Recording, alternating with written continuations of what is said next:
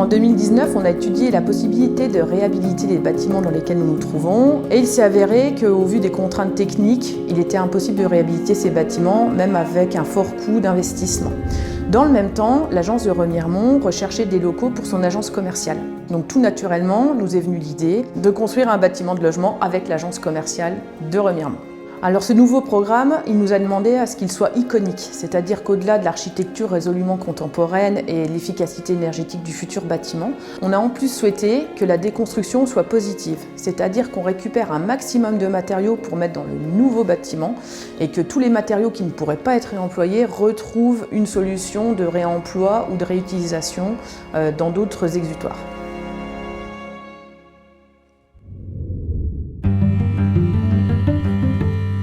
L'idée, c'est de réutiliser les ouvrages structurels, les solives, les pannes des planchers structurels, les pannes en couverture, les chevrons, le voligeage, pour les réinjecter dans le bâtiment neuf, mais en structure. C'est des choses qu'on a déjà réalisées en fait, notamment on a déconstruit l'ensemble des anciens magasins Bragard à Épinal. L'objet de la réunion d'aujourd'hui, c'est qu'on rencontre des entreprises qui sont capables de démonter les matériaux sans les casser, qui sont capables de les sortir du bâtiment, qui sont capables de les transporter pour qu'on puisse les étudier au niveau du cri de bois pour pouvoir caractériser ces bois et vérifier qu'ils sont réemployables dans le futur bâtiment. Donc le but, ce que va faire Audran, il va faire le test de destruction, donc il va faire sur la table de compression, donc il va aller jusqu'à la destruction du matériau. Dans le cadre de la fin de ses études d'ingénieur à l'ENSTIB, Audran est venu faire un stage chez nous sur ce sujet du réemploi. Et c'est à ce moment-là qu'on s'est rendu compte de tout ce que le CRIT et tous les partenariats pouvaient nous apporter pour pouvoir finaliser cette opération et s'assurer de la faisabilité technique du projet. Il faut savoir qu'en fait, un élément neuf, il est caractérisé mécaniquement, chimiquement, etc.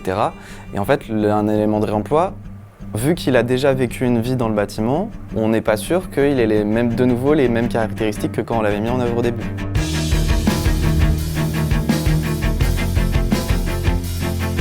Donc un de mes travaux, en fait, c'est de recaractériser ces éléments-là. Il est ingénieur ENSTIB, donc au niveau du bois, c'est forcément son domaine de compétence. La grosse contrainte qu'on a sur ce projet, c'est de prouver au bureau de contrôle et donc aux assureurs que les matériaux en réemploi ont les mêmes caractéristiques que les matériaux neufs.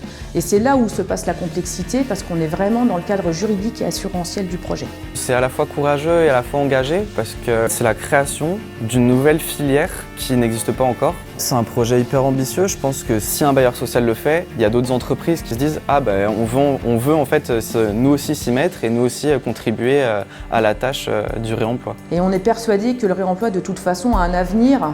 On le voit bien avec les difficultés d'approvisionnement auxquelles on fait face actuellement. On se dit qu'il faut arrêter de vivre trop richement, comme j'ai tendance à le dire. Prendre des éléments et les mettre à la poubelle, c'est fini. Il faut vraiment trouver une solution pour réemployer au maximum les produits issus de la terre. C'est des nouveaux process, des nouveaux principes, et donc il faut se remettre en question. C'est vraiment ce que j'appelle moi de la R&D, vraiment recherche et développement. On est vraiment sur une opération qui va permettre de modifier nos façons de faire à Vaugelis. J'espère que dans 50 ans, ça sera devenu une norme, mais pour le moment, en tout cas, on galère un peu à trouver des solutions, voilà. Mais c'est passionnant, ah bah oui, sinon je ferais pas une thèse là-dedans. C'est bien chiant, mais c'est passionnant. Il ne faudra pas le mettre celui-là.